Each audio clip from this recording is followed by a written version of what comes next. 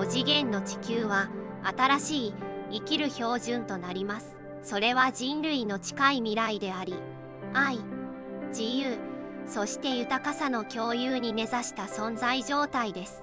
平和が苦闘にとって変わり、喜びは自然に流れ、そして統一性は探し求められるのではなく思い出されます。人類は地球及び自然と調和していき、すべての生命の知性とそれを支える聖なるバランスを尊重します。